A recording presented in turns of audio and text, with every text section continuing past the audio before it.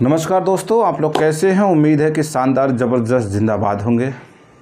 दोस्तों, आज हम आप लोगों से भारत में चल रहे एक बहुत बड़े मुद्दे पर बात करने के लिए जुड़ा हूं, जिस मुद्दे को हिट और रन केसेस का नाम दिया गया है। आपको पता है, हिट और रन केसेस वह केसेस है जो कि वर्तमान समय में संसद के द्वारा, पार्लियामेंट के द्वारा एक कानून के रूप में पारित किया गया है। और यह खास करके जो हैवी गाड़ी के जो ड्राइवर हैं उनके लिए इस कानून को लाया गया। जैसे ट्रक, डंपर, बस इत्यादि जो हैवी वाहन के ड्राइवर हैं उनके लिए यह कानून लाया गया। आपको मैं बता दूं कि यह कानून तब पास किया गया पार्लियामेंट के अंदर जब विपक्ष था ही नहीं, क्योंकि जब विपक्ष नहीं है तो उस पर कोई वाद और विवाद की स्थिति उत्पन्न नहीं हो सकती। आपको पता है कि जब से यह कानून पास हुआ है और पूरी तरीके से हमारी जो सरकारें थी और उस दोनों सदनों से पास होकर के राष्ट्रपति तक हस्ताक्षर हो चुके हैं और इसे लगभग 2024 के दिसंबर में इसे कानून के रूप में पूरे भारत में लागू करने के प्रावधान था। लेकिन जब इस कानून की भनक जो है भारत के अंदर जो हैवी वाहन के ड्राइवर थे उनको यह भनक लगी है, तो उनके अंदर आक्रोश की भावना आई है और उससे नाराज़ होकर के लगातार हड़ताल की स्थिति में आपको देखने के लिए मिल रहे हैं। और यातायात जैसे संसाधनों पर जो है बहुत बुरा इसका प्रभाव पड़ा है। हम जानते हैं कि इस कानून में क्या पुराने प्रावधान थे और क्या कुछ नए प्रावधान हैं। हम इस दोनों पहलुओं को एक साथ बात करेंगे और साथ ही साथ समझेंगे कि जो भारत के अंदर जो ट्रक और डंपर ड्राइवर हैं वो किस तरीके से भारत की इकोनॉमिक में अपना रोल और कितने परसेंटेज तक जीडीपी में अपना योगदान करते हैं। और साथ ही साथ ये देखेंगे कि जो ड्राइवर हैं, भारत के अंदर के जो ड्राइवर हैं उनकी क्या कुछ दयनीय स्थिति है, इसे हम समझने का प्रयास करते हैं। और यह भी जानेंगे कि जो नया कानून अभी हाल फिलहाल में तैयार होकर आई है उसका क्या मुख्य बातें हैं जिसको लेकर के भारत के सभी जो ड्राइवर यूनियन है उसके अंदर जो है इस तरीके की आक्रोश की भावना देखने के लिए मिल रही है। इन सभी मुद्दों पर हम बात करने के लिए आपसे जुड़े हैं। हम आपको पूरा एकदम डाटा सहित बात करेंगे और साथ ही साथ देखेंगे सेव इंडिया फाउंडेशन ने जो हाल फिलहाल में रिपोर्ट दिया है उसमें जो आरोप लगाया गया है ट्रक ड्राइवरों के अंदर, भारी वाहन ड्राइवरों के अंदर ऊपर जो आरोप लगाया गया है कि इनसे जो है ज़्यादातर केसेस होते हैं और ये मौके पर जो होते हैं 9-2-11 होते हैं, भाग जाते हैं, जिससे वहाँ पर जो एक्सीडेंट किया जिसका हुआ रहता है उसका मृत्यु हो जाती है। और 2016 के आंकड़े के अनुसार देखा जाएगा कि एक्सीडेंट के अंदर भारत में जो मृत्यु दर है लगातार इजाफा देखने के लिए मिल रही है।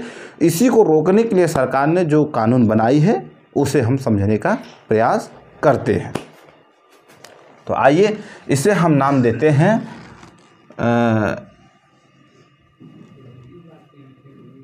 ड्राइवरों का हड़ताल सही या गलत, इसे हम इसके द्वारा समझेंगे।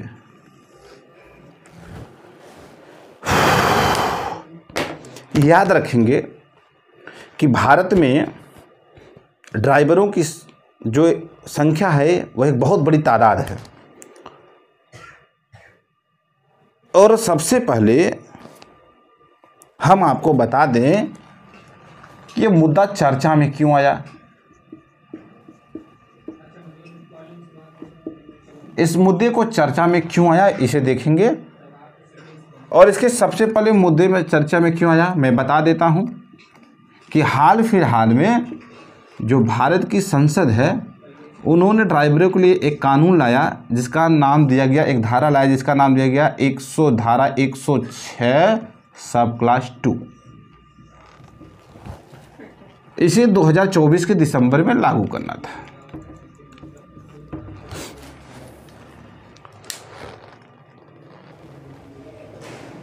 हम सबसे पहले जो ड्राइवरों के लिए की गई बातें थीं उस पुराने हिस्से को समझते हैं। नमस्ते दोस्तों, आप देख रहे हैं KD campus bye JP sir. दोस्तों, हाल फिलहाल में एक मुद्दा जो बड़ी तेज़ी के साथ, गर्मजोशी के साथ जो चल रहा है वो ये है कि ट्रक ड्राइवरों और डंपर ड्राइवरों के द्वारा जो है एक बड़े पैमाने पर हड़ताल देखने के लिए भारत में मिल रहा है। क्या है ये पूरा मुद्दा, इसे जानने के लिए आज हम आप लोगों से जुड़ रहे हैं। जानेंगे इसकी क्या है कानूनी दांवपेच, क्या ऐसी कानून बनाई गई जिसके चलते जो ड्राइवर इसमें हड़ताल पे चल रहे हैं। तो आपको बता दूं कि हाल फिलहाल में संसद के द्वारा एक जो हमारा इंडियन पिनल कोड था उसको समाप्त करके भारतीय न्याय संहिता के नाम से एक नया दस्तावेज तैयार किया गया है, जिसको दोनों सदनों से पास करके राष्ट्रपति का हस्ताक्षर हो चुका है और उसको लागू करने के लिए पूरी तरह से तैयार है सरकार। लेकिन क्या है इस मुद्दे में दांवपेच जिसको लेकर के ट्रक ड्राइवर, डंपर ड्राइवर लगातार परेशान हैं। हम कानूनी पेच के साथ साथ इस जो पूरी तरह से हड़ताल का क्या प्रभाव पड़ेगा, मानवीय जीवन पर क्या प्रभाव पड़ेगा, आम जनता पर क्या प्रभाव पड़ेगा, और साथ ही साथ हम जानेंगे कि ड्राइवरों के स्तर पर किस तरीके का परिणाम देखने के लिए मिलेगा। ये सब सारी चीज़ों बात करने के लिए हम आपसे जुड़े हैं। तो आइए जानते हैं कि मैंने कहा कि सबसे पहली बात तो देखते हैं इसे Indian penal code. Indian penal code को समाप्त करके एक नई दस्तावेज भारतीय न्याय संहिता के नाम से बनाया गया। ठीक है, ये दोनों सदनों से पास होकर के राष्ट्रपति का हस्ताक्षर हो गया। हम दो पहलू देखेंगे। एक तो ये देखेंगे कि सबसे पहले इंडियन पिनल कोड में जो पुराने प्रावधान हैं उसे देखेंगे, और हाल में वर्तमान में जो प्रावधान है उसे देखेंगे। हम दोनों को देखेंगे। देखिए हुआ क्या कि जो पहले के मुद्दे थे, पहले के मुद्दे में इंडियन पिनल कोड में 3 धारा थी।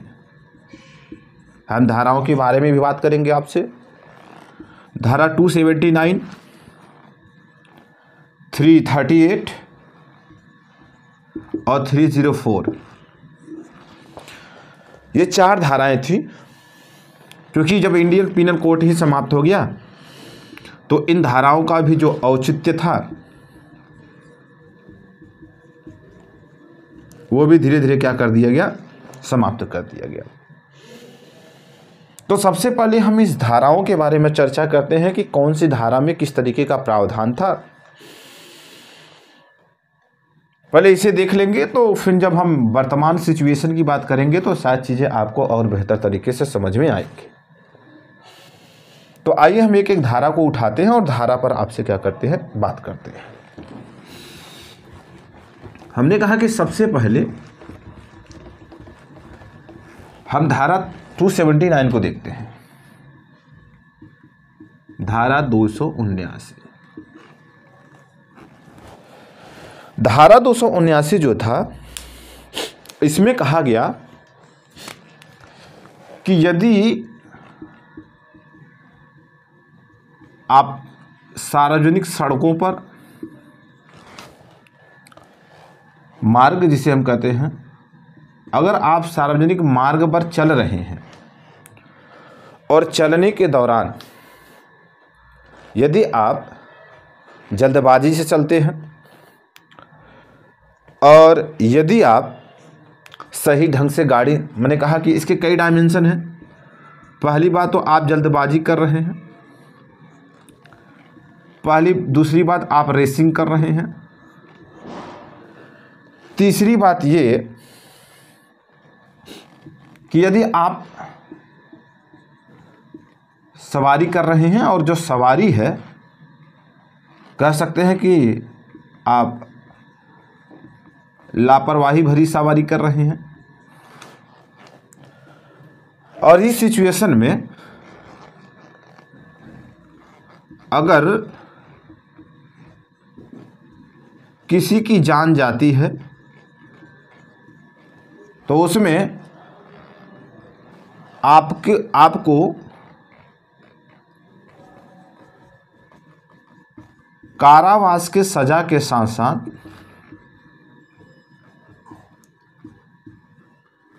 आर्थिक दंड का भी प्रावधान था। यह 279 का प्रावधान है।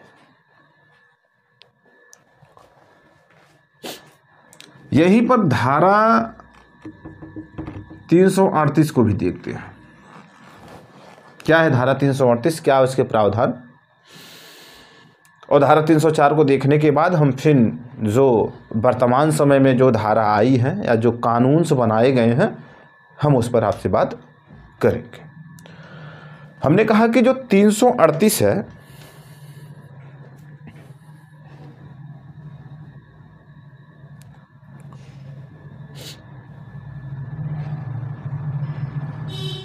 इसमें कहा गया कि यदि आप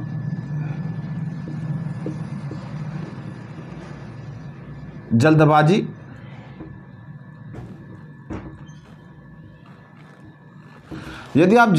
में और इतनी लापरवाही से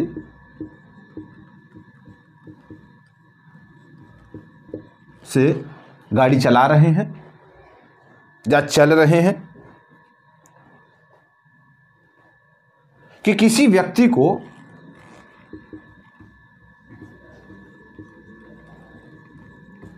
गंभीर चोट आई और साथ ही साथ व्यक्तिगत सुरक्षा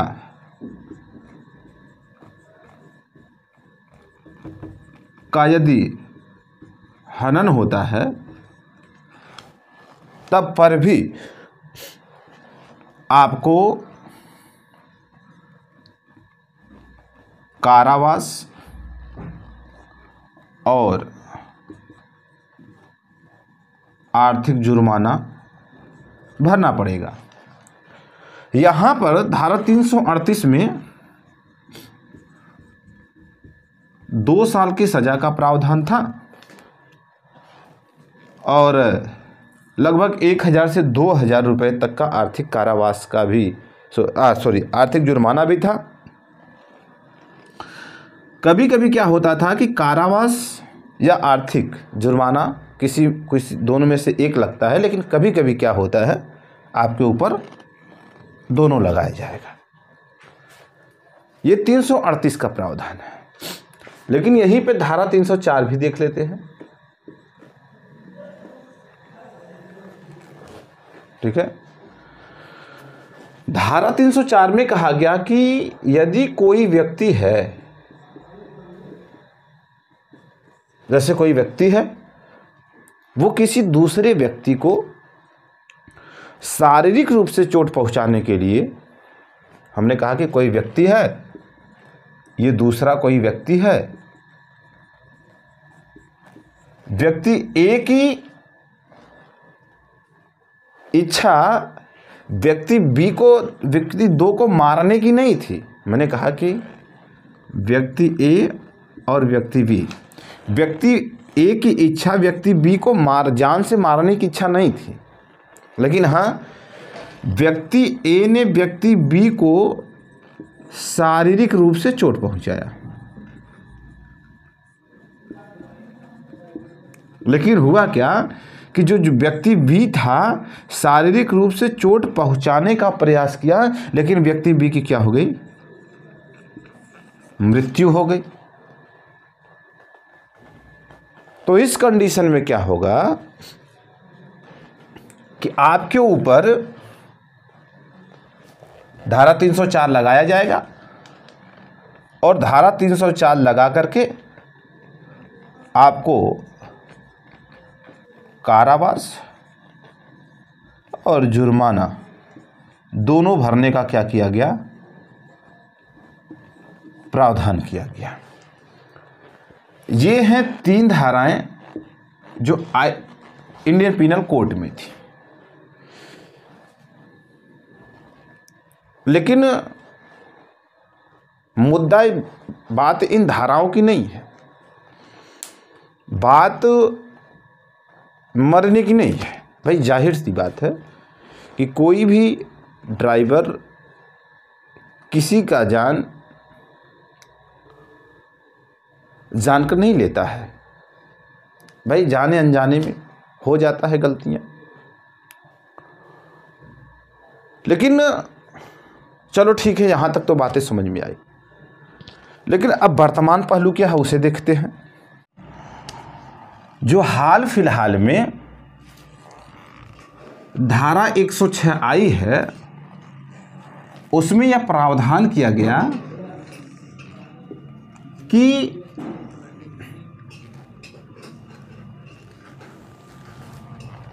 अगर आपके द्वारा या आप जब ड्राइवरिंग कर रहे हैं उस समय आपके द्वारा किसी की एक्सीडेंट होता है, जो मौके पर आप भाग जाते थे, आप भाग नहीं सकते, सबसे पहली बात। दूसरी बात ये कि उस घायल व्यक्ति को आपको ले जाकर के हॉस्पिटल में भर्ती कराना पड़ेगा। आप समझिए कि अब जिसका एक्सीडेंट हुआ और वो अगर वहाँ रुका रहेगा तो लोकल बॉडी क्या करेगी उसकी? जो लोकल लोग हैं उसको क्या करेंगे? मार डालेंगे। एक जान गई थी, दूसरा और चली गई। तो 106 में जब प्रावधान किया गया कि कहा गया कि अगर आप मौके से भागते हैं तो आपके ऊपर 7 लाख का जुर्माना, 10 साल का कारावास और आपकी लाइसेंस क्या होगी? रद्द होगी। ये नए कानून है और इसी कानून को लेकर के जो ड्राइवर यूनियन है वो लगातार इसका क्या कर रही है? विरोध कर रही है। और सही भी है, होना भी चाहिए।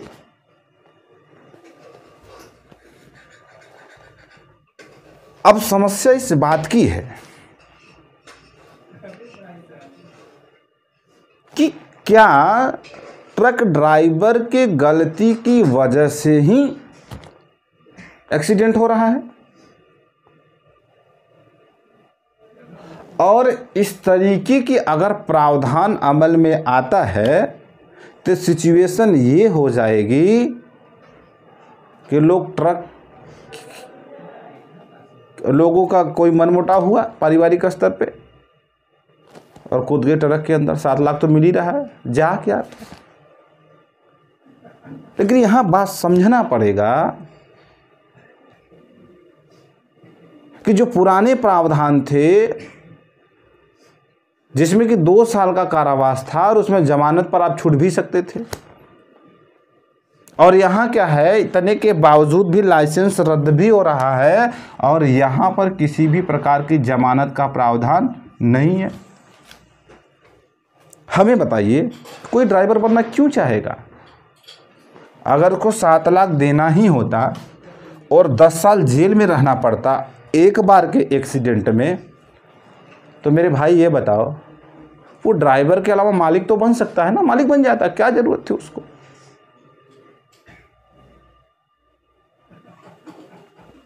इसी मुद्दे को लेकर के लगातार ड्राइवर यूनियन के अंदर क्या हो रही है? घमासान मची हुई है। हालांकि सरकार इसे वापस ले चुकी है।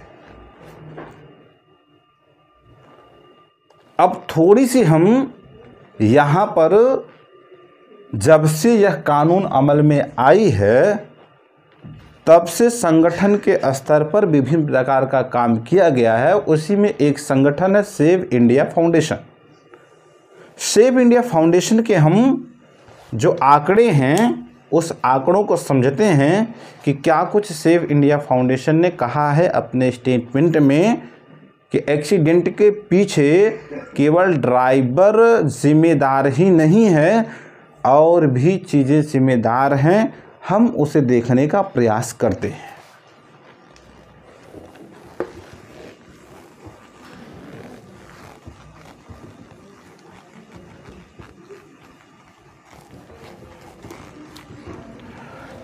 हमने कहा कि जब से ये कानून आया है तब से सेव इंडिया फाउंडेशन ने भारत के 10 बड़े शहरों में सर्वे किया है, और सर्वे में उन्होंने एक्सीडेंट के जो डाटा है उसे भी निकाला, और साथ ही साथ जो ड्राइवर हैं उनसे भी उन्होंने बात किया है। सेव इंडिया फाउंडेशन ने कहा कि जो ज़्यादातर एक्सीडेंट हैं वो ज़्यादातर एक्सीडेंट ओवरलोडिंग की वजह से होते हैं। अब प्रश्न यहाँ पर ये है कि यदि ओवरलोडिंग होता है तो उसे पास कौन देता है? पुलिस भी जांच करेगी, आरटीओ भी इसकी जांच करेगी। इसका मतलब ये है कि पुलिस और आरटीओ की वजह से ही क्या हो रही है? ओवरलोडिंग हो रही है। भाई पास कौन कर रहा है? और जब एक्सीडेंट हो तो केवल ट्रक ड्राइवर ही जिम्मेदार हो। पुलिस और आरटीओ प्रशासन क्या कर रही थी? केवल मलाई के स्तर पे काम कर रही थी, मलाई काट रही थी, और भुगतना पड़े तो केवल ड्राइवर। दूसरी सबसे बड़ी बात है, सेव इंडिया फाउंडेशन ने जब ड्राइवर पर नजर डाला तो उन्होंने कहा कि ये जो ड्राइवर हैं, एक तो सबसे पहली बार कि जो ड्राइवर लगातार ड्राइवरिंग कर रहे हैं, इसकी वजह से लगभग 38.5% एक्सीडेंट हो रहा है। भाई अगर वो लगातार ड्राइवरिंग कर रहे हैं, उनकी कोई काम फिक्स नहीं कि तो आपको 8 घंटा करना, 10 घंटा करना, 15 घंटा करना, कितने घंटा करना, अगर उनका टाइम फिक्स हो जाता तो शायद ये सिचुएशन जो 38.5% की सिचुएशन है वो तो आती नहीं। दूसरी बात सेव इंडिया फाउंडेशन ने कहा कि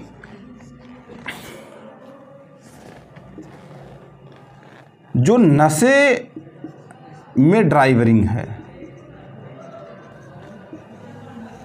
उससे लगभग 30% एक्सीडेंट हो रहा है।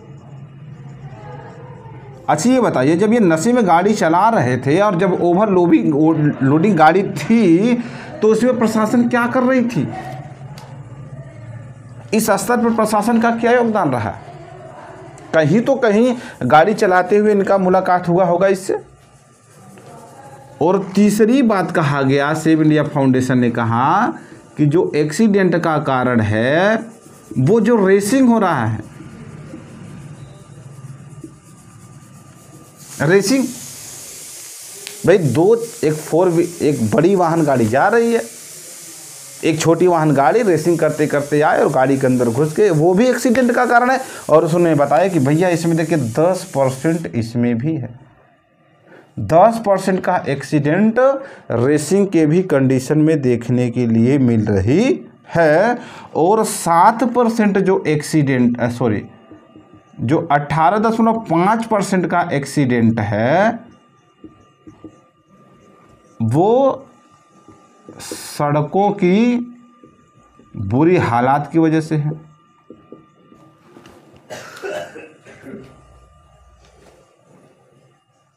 इसका मतलब ये है कि ये जो डाटा है एक मोटा डाटा है।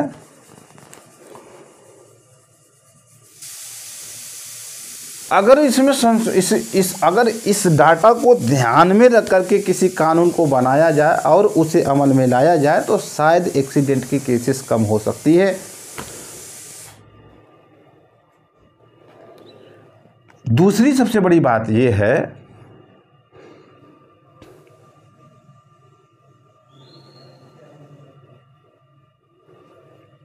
इस डाटा को अगर हम छोड़ दें और ड्राइवर के साथ ड्राइवरिंग के योगदान को भारत के अंदर देखा जाए